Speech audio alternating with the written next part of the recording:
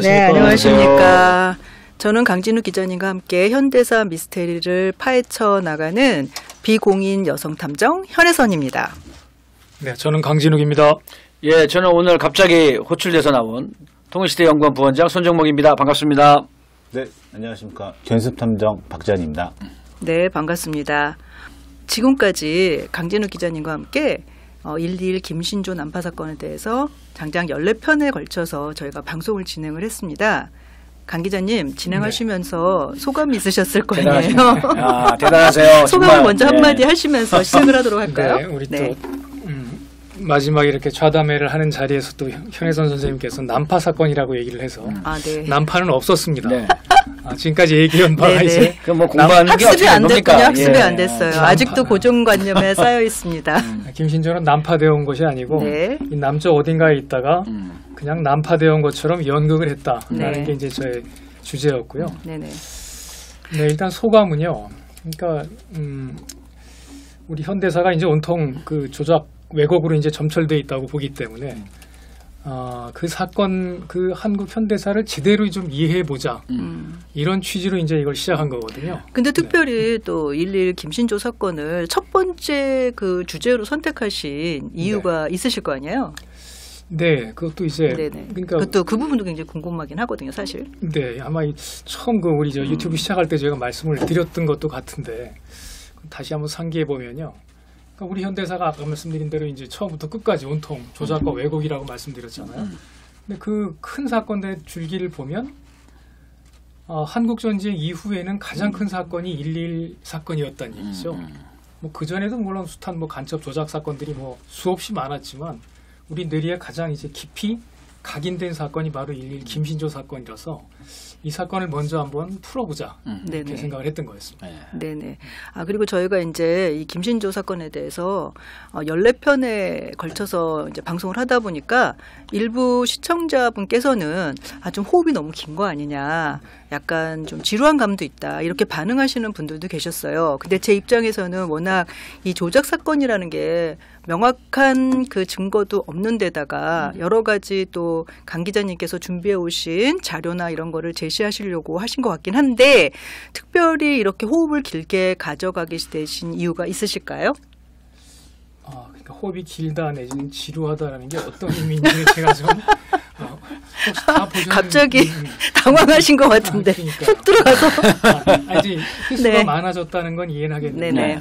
좀 지루했다 이러는데 사실은 설명한 그 취지가 제대로 살지 못했다고 밖에 이제 이해가 안 되는 겁니다. 아니 역시 보면요 되게 흥미로워요. 아주 재밌게 꼼꼼하게 이렇게 그 의혹을 이렇게 파헤치시거든요. 근데 이제 이게 천천히 본 사람들은 그렇게 느껴지는데 이게 이제 어쩌다 한번 들어본 사람들이라든지 뒤늦게 이제 중간편을 보는 사람분들은 약간 뭐 그렇게 느낄 수도 있겠죠. 네. 앞뒤 과정을 모르니까 잘. 예, 그러니까 그거 이제 어떻게 보면 그 능동적 관심의 차이가 아닐까. 뭐 제가 생각하는 건데요. 네네. 이걸 자세히 알고자 한다면 아까 말씀하신 대로 별로 지루하지 않을 수도 있거든요. 그렇지. 네네. 그런데 이제 대충 한번 들어보지 하면은 뭘 저렇게 자세히 얘기를 해? 아니면 아니고 김은 기다라 그러지. 이럴 수 있다는 것이죠. 아마 각자 어떤 관심의 정도 차이가 아닐까 이렇게 생각을 하는데요. 네. 그것도 이제 제가 근데 시청자들은 다 이렇게 뭐 사람마다 다르고 그죠? 뭐 시청자들의 관심도도 다 차이가 있기 때문에 다 이렇게 누구나 다 아주 세밀하게 이렇게 파고 들어가는 그런 건 아니니까요. 네, 맞습니다. 예, 그래서 그런 의미에서 저희가 이제 처음 그 현대사 미스테리 첫 번째 주제에 이제 방송을 마쳤는데 오늘의 이 자리는 한번 첫 번째 주제에 대한 방송을 하고 거기에 대한 총평도 하고 또 자유로운 대담자를 통해서 김신조 사건을 다 못 보신 분들을 위해서라도 한번 핵심을 짚고 넘어가는 그런 자리가 될 것 같습니다. 근데 먼저 그러기 전에 우리 참여해 주셨던 우리 박재환 선생님께서는 어떻게 유튜브를 보셨는지를 한번 들어보고 싶은데. 보기도 했고 촬영도 같이 하고. 네.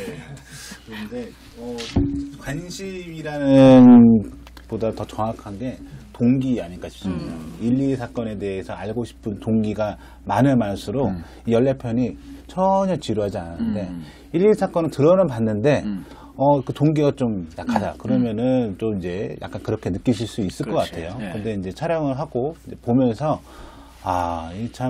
이 조작 사건에 대한 어떤 본질이라든지 그리고 이 국가에서 행했던 그런 해서는 안 될 그런 것들을 보면서 좀 문제의식이라든지 그리고 앞으로 이 나라를 어떻게 하면은 건강하게 만들 수 있을지 그런 부분도 좀 고민을 했던 시간이 아니었나 싶습니다. 네, 그렇습니다. 제가 한번 중간에 끼어들어도 돼요? 네. 제가 근데 항상 느끼는 건 그런 거예요. 이게 사실은 뭐 112 사건만 그런 게 아니고 사실은 그 이후에도 한국 사회에는 숱한 의혹 사건들이 많이 터졌지 않습니까? 특히 북과 관련해서는. 근데 대체 왜 정권이 대체 왜 그러한 짓을 저지를까? 그런 의혹을 남는 그런 어떤 사건 사고를 일으키고 또 그걸 또 덮기 위해서 뭐 온갖 가지 거짓을 또 어떻게 보면 112 사건 같은 경우는 지난 수십 년간 이어져 왔던 거잖아요. 그러니까 68년이니까 벌써 몇 년입니까? 50년, 60년 다 돼가는 건데요. 그러니까 이런 식의 그 조작 내지 거짓을 하는 이유가 대체 무엇일까? 라는 겁니다, 사실은. 예, 그게 뭐 1, 2건만 있었던 것이 아니라 계속 여러 건들이 이후에도 나오고 앞으로도 우리가 그걸 파헤쳐 나가야 한다고 생각하는데 그걸 어떻게 보세요? 그래서 통일시대 TV가 네. 현대사 미스테리라는 그 프로그램을 하게 된 그렇죠. 그 기본적인 그렇죠. 원인이 배경이죠. 배경이네요. 예, 맞습니다. 맞습니다. 네. 예, 예. 대체 이렇게 왜 이렇게 숱하게 많은 지금까지도 이렇게 의혹을 낳는 또 저것이 진짜 가짜다 내지 거짓이다라고 하는 그런 나름대로의 생각과 확신을 들게끔 만드는 그런 사건들이 많았는데 그런 걸 파헤쳐서 다시는 이런 일이 일어나지 않도록 해야 되고 진짜 한국 사회를 정말 바르고 건강하게 만들어 나가는데 일조해 나가는 그런 프로그램을 만들어야 되겠다 이런 생각을 했던 것이 배경이죠. 예. 네. 사실 근데 그럼에도 불구하고 항상 풀리지 않는 것은 정권이 여태까지 많이 바뀌었는데도 불구하고 왜 이런 유사한 사건들이 계속 발생하는가라는 겁니다. 그래서 그런 점에서 우리 강 선생님은 강진욱 기자님은 어떻게 생각하십니까? 이 부분에 대해서는 제가 이제 가볍게 이제 말씀드리고 네. 부연 설명 우리 강 기자님께서 설명해 주시면 될 것 같은데 정권이 바뀌어도 왜 이 1.2 조작 사건 같은 경우는 계속 사골처럼 울고 먹냐? 미국이 있기 때문이지 않겠습니까? 미국이 안 바뀌었지 않습니까? 미국이 이거 시키는 겁니까? 미국이 시키죠. 네.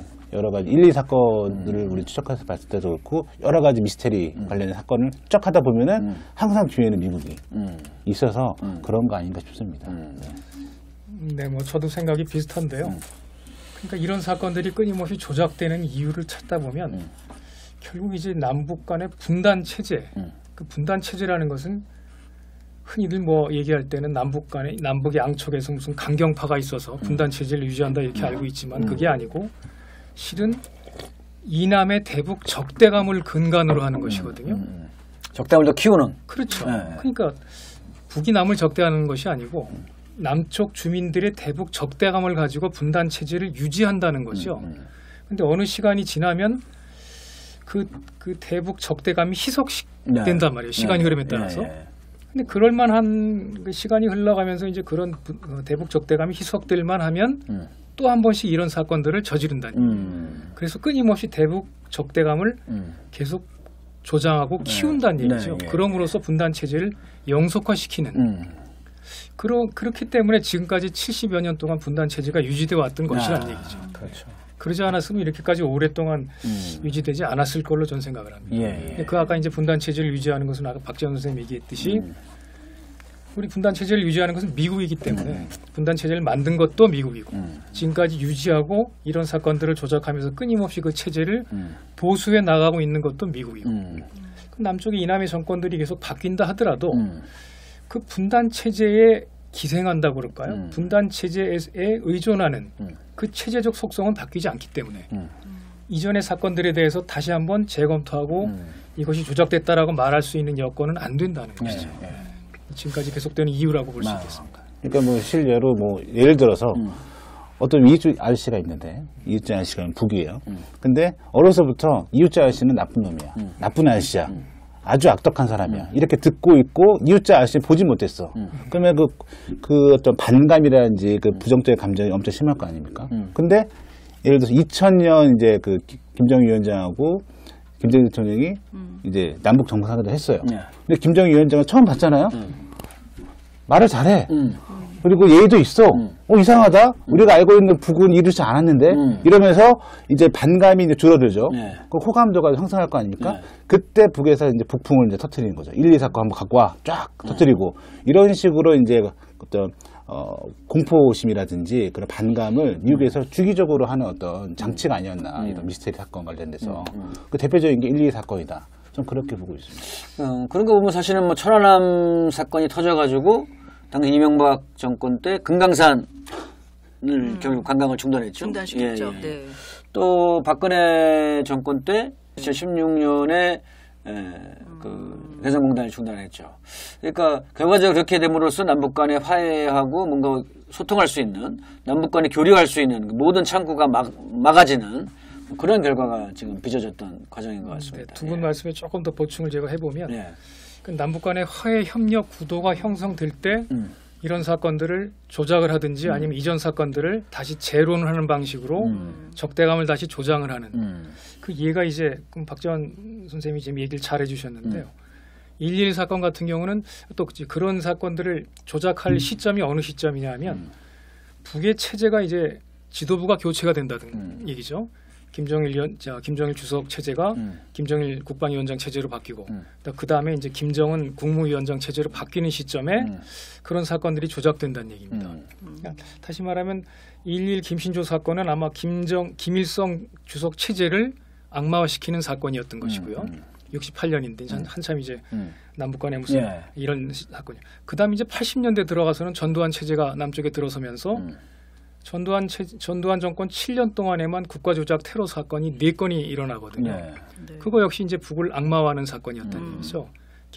새로 이제 80년대 본격적으로 이제 김정일 시대가 시작되니까 그런 시점이었고 또 그다음에 2011년에 이제 김정일 위원장이 사망을 하고 그 아들이 이제 김정은 국무위원장이 이제 승계를 했으니까 그리고 나서 이제 일어난 사건이 2017년에 무슨 김정남 살해 사건 이런 것들입니다. 바로 이제 자신의 이복형을 아주 잔인하게 살해했다. 이런 어떤 또 이미지를 이제 조장을 하는 것이죠.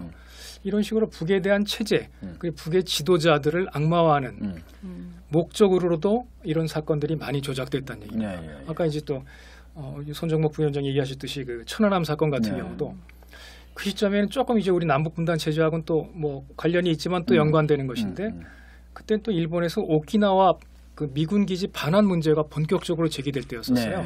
하토야마 정권이 이제 그 오키나와에 있는 미군 기지를 적어도 현외로 이전하겠다. 아직 대국민 선언을 하고 이제 본격적으로 추진하는 시점이었었어요. 그때 막 그로 인해서 이제 미일 간의 갈등이 아주 극단화됐거든요. 누군가 하나 이제 떨어져 나가야 되는 상황까지 간 거예요. 근데 그때 이제 천안함 사건이 조작이 되면서 하토야마 정권이 그냥 하루아침에 망가지는 물러나는 사건이었습니다. 이렇게 그런 과정에서 일본도 그렇지만 한국도 결과적으로 남북 간에 그렇죠. 교류가 끊기는 이런 상황이 또 이어졌던 것이죠. 아주 다목적으로 국가조작 테러를 활용하고 있다고 보면 될 것 같습니다. 그래도 이제 뜬금없이 드리는 질문인 것 같긴 한데요. 정권이 바뀔 때마다 이런 어떤 조작, 공작 사건들은 계속적으로 이제 발생이 되어 왔다 이렇게 이제 말씀을 하셨는데. 좀 곰곰 생각을 해보면은 민주 정권이 집권했을 때는 사실 이렇다 할 조작 사건이 그때도 있었나요? 그러니까 문재인 정권 때나 노무현 정권 때나 네네, 아니면 김대중 정권 때나 이런 때는 뭐 거의 없었죠. 거의 없었죠. 평화를 지향하는 그런 민주 정권이 정권을 잡았을 때는 그런 일이 없었단 말이죠. 그런 의미에서라도 반드시 민주 정권이 정권을 쟁취해야 될 그렇지만 뭐 필요성도 있는 거 아닙니까? 물론 그렇죠. 물론 그런데 그렇다고 해서 뭐 민주당이 잘했냐? 그건 또 아니죠. 뭐 그런 면에서 보면은 그러면서 뭐 남북 관계를 문재인 정권 때 특히나 약속했던 걸 하나도 안 지켜가지고 아주 이 불신 거짓의 정권으로 딱 이미 찍혀 있는 것이죠. 그러면서 이제 오늘날의 불행을 이제 야기시킨 면도 없지 않아 있는데요. 그렇죠. 말씀하신 대로 DJ 정권이나 노무현 정권이나 문재인 정권에서는 그런 국가조작 테러 사건은 없었습니다. 그렇죠. 문제가 될 만한. 그런데 이제 이런 정권들도 이전의 국가조작 테러 사건들에 대해서는 제대로 규명을 못했죠. 사실 구명을 못했다. 결론은 그렇죠. 맞습니다. 그런 한계가 칼기 사건도 그렇고 또 최근에 세월호 사건도 그렇고 이런 문제들이 사실 심각한데요. 물론 뭐 세월호 사건을 무슨 국가조작 테러다 이렇게 말씀드리는 건 아닙니다만 어쨌든 의혹 사건에 대해서는 제대로 해결을 하지 못했다 이렇게 볼 수 있을 것 그래서 같습니다. 저희가 의혹 사건들 같은 경우는 꼬꼬무를 통해서 좀 해소하지 않습니까? 꼬리를 무는 거기서 의혹 사건에 대해서 이렇구나 하면서 그러는 것만 있지 다른 거는 사실 그런 전문적인 건 문헌을 찾아야 되고 여러 가지 어려움이 따른 것 같습니다. 꼬꼬무가 우리 TV 맞습니다. 방송 네네. 얘기하는 거죠. 그러니까 꼬꼬무가 많이 유익한 방송인 건 맞는 것 같은데요. 네. 네. 그런데 그 방송에서도 국가 조작 테러 사건들에 대해서는 조작된 그 담론을 계속 퍼뜨리고 있습니다. 그렇습니다. 네, 우리가 이제 숱하게 많은 무슨 살인 사건이 이런 거에 대해서는 재미있게 잘 다뤄요. 네. 네. 그런데 이제 아웅산 사건이니 1.1 김신조 사건이니 무슨 칼기 사건 이런 거에 대해서는 알려진 정도까지만은 인정을 하지만 그 내막에 대해서는 전혀 이제 건들지 그렇죠. 않는 맞습니다. 근데 그런 노력이 네, 안 되고 있다. 이런 미스테리한 사건들이 뭐 현대사적인 의미에서 보나 그 원인이 규명이 되고 만천에 밝혀져야 될 필요성은 반드시 있긴 한데 또 따지고 보면 뭐 미국이란 나라가 좀 원죄가 있는 나라라서 그런지 모르겠지만 케네디 암살 사건 같은 경우를 보더라도 그렇죠. 지금 수십 년이 지난 이후에도 네. 그 명확하게 네. 왜 그런 살인 사건이 벌어졌는지 그렇죠. 암살 사건이 벌어졌는지를 네. 밝히지 못하고 있단 말이죠. 그렇죠.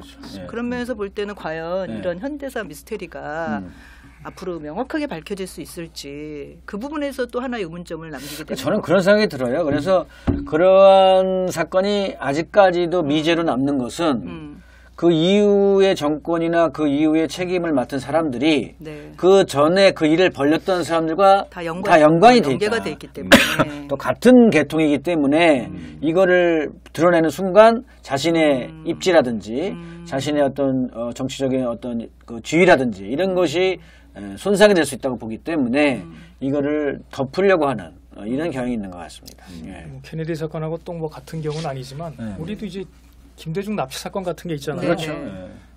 그 당사자가 피해 당사자가 대통령이 됐음에도 불구하고 네. 그 사건에 대해서 명쾌하게 그 밝히지 내막을 못하죠. 밝히지 그렇죠. 못하고 있단 말이죠. 뭐 우리나라의 의문사 사건이 뭐 한두 개입니까? 뭐 장준하 사건도 그렇고, 예, 아주 의문 사건은 또 의문사 사건은 또 한두 개가 아닙니다, 사실. 예. 그러니까 한국 사회가 바로잡으려면은 역사를 바로 알아야 그렇습니다. 되는 맞습니다. 과정인데 이게 심리치료하고 똑같아요. 네. 심리치료 같은 경우도 그 예전에 기억하지 못한 무의식에 있었던 그런 과정들을 본인이 바로 알게 돼서부터 통찰이 되는 거거든요. 그건 프로이트가 얘기한 거고.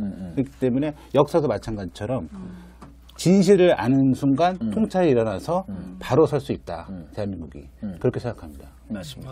강 기자님께 여쭤보자면은 그렇기 때문에 사실 통일시대 TV라는 작은 채널이지만 이 채널을 통해서라도 강 기자님께서 그런 의미, 현대사를 바로잡고자 하는 의욕과 의미 그걸 갖기 위해서 저희 채널을 통해 가지고 현대사 미스테리를 방송을 하게로 마음을 먹으신 그런 계기가 되신 건가요? 그렇죠. 아, 네. 감사합니다. 아니, 원래 강 기자님은 네. 아주 그 탐구열이 높으신 분이에요. 제가 아는 강 기자님은 진짜 끝없이 파고 들어가고 작은 것도 놓치지 않으려고 하고 네. 어떻게 보면 제가 전형적인 기자 정신이기도 한데요. 네. 진짜 탐사 보도의 뭐 어떻게 보면 달인이다. 역사적인 역사 탐사 보도의 달인이다. 이렇게 평가하고 싶습니다. 또 예. 그런 제 욕구를 우리 네. 저 통일시대 TV에서 받아들여줘서 네. 하게 됐습니다. 예. 아, 예. 아무튼 그래서 더 적극적으로 더 아주 세밀한 물까지 잘 파고 들어가는 그런 우리 TV가 됐으면 좋겠습니다. 예. 네네. 사실 뭐 1.2 사건에 대해서는 일반적으로 뭐 다 나온 것처럼 알고 있는데 지금 이번에 방송한 것처럼 세부적으로 파고 들어가니까 결국 이게 조작이다라는 결론을 도달하게 되잖아요. 네. 이걸 보신 모든 분들은 다 그러실 것 같아요. 이게 조작이다 이렇게 네, 결론이 나실 것 같은데요. 결국 그렇게 본다고 했을 때 어떤 직접적인 증거가 꼭 있어라기보다는 네. 이러한 아주 구체적인 정황과 구체적으로 나온 대화들, 구체적으로 나온 발언들, 그다음에 또 그 역사 기록들 이런 것들만 종합해봐도 역사의 진실을 밝혀나가는 데 있어서는 이런 아주 충분한 근거가 되고 있다 이렇게 볼 수도 있을 것 같습니다. 네. 예. 그럼에도 불구하고 박재원 국장님 같은 경우에는 혹시 우리가 이제 같이 방송을 했잖아요. 호흡을 맞춰가면서 그렇죠. 같이 방송을 하시면서 혹시 그럼에도 불구하고 강 기자님이 이제 증거 자료도 제시해 주시고 뭐 기사며 데이터를 다 제시해 주시면서 설명을 하셨지만 혹시 개인적으로라도 그래도 이거는 조금 의문이 간다, 의혹이 간다. 정말 이것이 조작된 것이 맞나? 뭐 이런 의문점 같은 건 없으신가요? 사실 의문점 같은 거는 샅샅이 밝혀주셨기 때문에 없고요. 사회적 분위기가 그거를 숨기기 급급하기 때문에 네네. 그거를 믿느냐 안 믿느냐 그 차이 같습니다. 예. 저 같은 경우는 참 바보 같은 질문일지는 모르겠어요. 모르겠는데 뭐 남측의 입장과 북측의 입장이 다를 거란 말이죠. 우리가 이제 1.1 김신조 사건이 남측에서 저질러 놓고 공작한 사건이라고 우리가 이제 생각을 해봤을 때 북측에서는 모르겠어. 자기네들이 절대적으로 아니다. 우리가 한 짓이 아니다라고 부정을 했는데 우리가 몰랐을 수도 있겠고 아니면은 우리가 이제 왜곡된 정보를 얻으니까 뭐 잘 모를 수도 있겠는데 북측의 입장에서는 왜 강력하게 부인하지 않은 걸까? 저는 사실 그런 의문을 가지고 있거든요. 어떻게 보시나요? 그거에 기자님? 대해서도 지금 몇 편에 걸쳐서 다뤘지 않나요? 네. 다뤘음에도 불구하고 이제 그래도 다뤘음에도 의문이 복습이 안 되시군요, 복습이. 네네. 아니, 그래도 의문이 남는다는 말씀인데요. 네네. 그럼에도 그렇습니다. 불구하고 확고하게 왜 계속 북측에서는 강력하게 부인을 하지 않나? 과연 우리가 잘 모르고 있는 것인가? 그러니까 이제 그걸 제가 지난번에 이제 여러 네. 번 얘기를 드린 말씀 중에 한마디로 요약을 하면 남측 정부가 정식으로 이거에 대해서 문제를 제기를 하지는 않았다는 얘기예요. 그냥 이거를 이제 북측의 소행으로 만드는 것은 언론 플레이, 책임 있는 당국자가 기자회견이나 공식적으로 발표한 것이 아니고 은근슬쩍 언론 플레이를 흘려가면서 북의 소행으로 그냥 기정사실화하는 매우 비겁한 방법을 써왔기 때문에 굳이 북에선 여기에 대해서 가타부타 입장을 얘기할 기제는 아니었다는 거죠. 사건 발생 직후에 이제 사건 발생 이틀 뒤에 68년 1월 24일 날 남북군사정전위원회에서 미군 측 대표가 정식으로 이제 얘기를 했을 때는 상대 측도 부정을 하죠. 웃기지 말라고 니네들 안에서 일어난 일 가지고 왜 여기서 떠드느냐. 이건 군정위에서 논의할 사건이 아니다. 이렇게 부정을 해버렸어요. 그 뒤로도 계속 이제 그렇게 이제 부정을 해왔음에도 불구하고 남측에서는 그런 북측의 입장을 제대로 전달을 안 했고 그러면서 계속해서 이제 북측에서 뭐 시인을 했네, 사과했네, 뭐 이런 말들을 계속 퍼뜨려 왔다는 거죠. 일방적으로. 그런 식이었어요. 사실 그때가 1월 22일 날 그 유명한 푸에블로 사건이 터지잖아요. 23일 날. 22일 알고 23일인가요? 아무튼 뭐 22일, 23일 터져가지고요.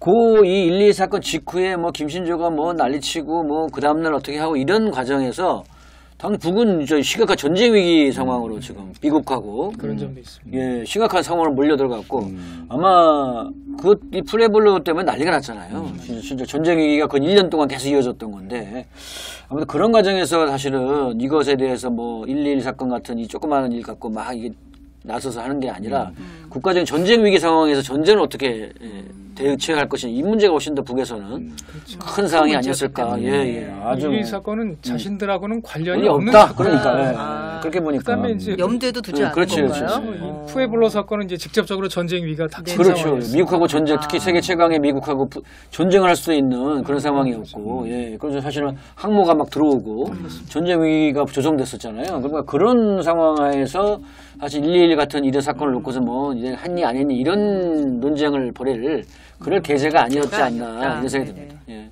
다만 이제 1.1 사건이 나고 이틀 뒤에 이제 푸에블로 나포 사건이 났잖아요. 그랬음에도 1월 말까지 이 사건 발생하고 나서부터 1월 한 말까지는 1월 30일 전까지는 북한의 노동신문에서도 1.1 사건을 계속 다룹니다. 왜 다루냐 하면 남쪽에서 계속 이제 무장공비를 다 사살했다고 계속 뉴스를 내보내니 이런 뉴스가 계속 나오고 있다라고 노동신문이 인용 보도하는 거예요. 인용 보도. 그러면서 뭐라 그러냐 하면 남쪽에서 무장혁명 소조의 투쟁이 계속되고 있다. 북쪽에서 뭔가 좀 착각을 하는 모양이네, 되게. 뭐 착각을 한 건지 의도적으로 그렇게 전술적으로 그렇게 얘기를 했는지 잘 모르겠습니다. 아무튼 그런 식으로 남쪽 무장혁명 소조의 투쟁이다라고 계속 보도를 했을 거예요. 그렇구나. 자신들하고 관련 없는 사건이라고 얘기했던 거죠. 그러니까 직접적 관련이 없는 남쪽 자체의 자생적인 그런 거죠. 그런 어떤 뭐 투쟁이다. 뭐 이렇게. 아니, 자기들이 보기엔 도저히 말이 안 되는 사건이 벌어졌잖아요. 어떻게 청와대 뒤까지 가서 충격전이 벌어진다. 그러니까 자기들이 볼 때는 이건 무장혁명 소조의 투쟁이다. 이렇게 그냥 설명을 한 것 같아요. 측의 입장에서 그렇게 받아들여요. 보면 지금도 우크라이나에 북한군이 참전을 했다, 파병이 됐다라고 이제 그 거짓 정보들, 공작된 정보들이 들어오는데 북측은 지금 어떻게 되어가고 있나요? 아니라고 하죠. 아니라고 하는데 예. 우리는 하나 보도를 하나도 못 듣는 그리고 거죠. 유엔에서는 그거 설전을 벌였어요. 아. 유엔에서는 유엔 설전을 벌였고 물론 뭐 북러 조로 간에 어쨌든 군사 동맹 관계가 사실상 됐고 네. 그런 과정에서의 뭐 무기 교류라든지 네. 또 상호 뭐 군사 교관들이 왔다 갔다 할 수도 있다고 저는 봅니다. 서로 군사 협력을 하는 거니까.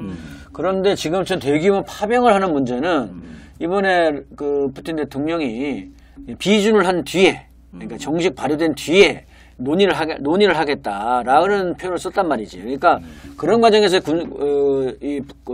군사 협력 문제를 논의하는 과정에서 파병 얘기도 나올 수 있을지 모르겠지만 적어도 기존에 먼저 선 파병하고 나서 뒤에 논의하는 이런 건 있을 수 없는 거죠. 그래서 어쨌든 그런 부분들을 과도하게 일부의 뭐 무기 지원이라든지 일부의 교관이 간 것 또는 북측 노동자들이 들어가서 재건 사업을 같이 하는 것 이런 것을 이제 북의 군대가 와서 한다 이런 식으로 이제 확대시켜서 한국의 무기 지원을 받아내려고 하는 예. 이러한 어떤 또 다른 의도가 작동되고 있다 저는 그렇게 보고 있습니다. 그거를 조금 다른 관점에서 보니 비슷한 얘기지만 네. 일종의 이제 남북 간의 갈등을 네. 조장을 하는 가짜 뉴스를 만들어 퍼뜨리는 거거든요. 네. 그걸 또 이제 1.12 사건에서 견주어 얘기한다면 1.12 사건 나고 며칠 1월 26일인가 7일쯤에 지난번에도 말씀드렸지만 남측 신문에 뭐라고 나오냐 하면 주한 미군 사령부 대변인이 비무장지대에서 북측의 확성기 방송을 들으니 북에서 이 사건을 시인했다라고 말도 안 되는 가짜 뉴스를 퍼뜨렸다는 얘기예요. 그것이 이제 주한 미군 대변인을 통해서 우리 남쪽의 동아일보 같은 신문에도 그냥 실릴 정도로 그냥 가짜 뉴스가 마구 나오는 거예요. 한국은 뭐 가짜 뉴스를 뭐 그대로 실렸는데 미국말만 얘기하면 그러니까 그때로부터 지금까지 하나도 달라지는 게 없다는 얘기죠. 네. 그 분단 체제를 유지하는 방식이 그대로 이행되고 있다라고 보면 될 것 같습니다. 비단 분단 체제만 아닌 것 같아요. 이게 사실은 미국의 입장은 올해 2024년 3대 가짜 뉴스 뭔지 아십니까? 2024년에 네, 3대 가짜 뉴스. 전체를 막 우리나라만이 아닌데 사실 전 세계적으로 네, 전 세계적으로 3대 가짜 뉴스. 뭐 우크라이나 북파병설. 그렇지. 그것도 하나 있고 또. 그다음에 뭐 해리스 당선수. 그렇지. 그다음에 러시아가 지고 있다. 아, 이런 게 사실 잘하시네. 그게 이제 3대 가짜 뉴스라고 하는데요. 예. 러시아가 지고 있으니까 북의 파병을 요청했고 북이 들어간 것이다. 이런 식의 논리를 갖다 피는 거죠. 이게 아주 아주 완전한 거짓말인데요.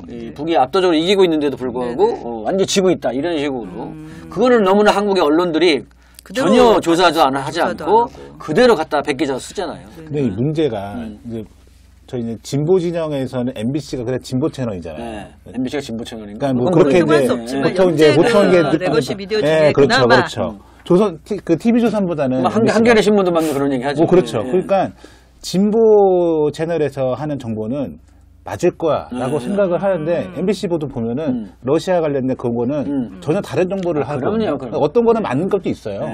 그러니까 헷갈리는 거예요.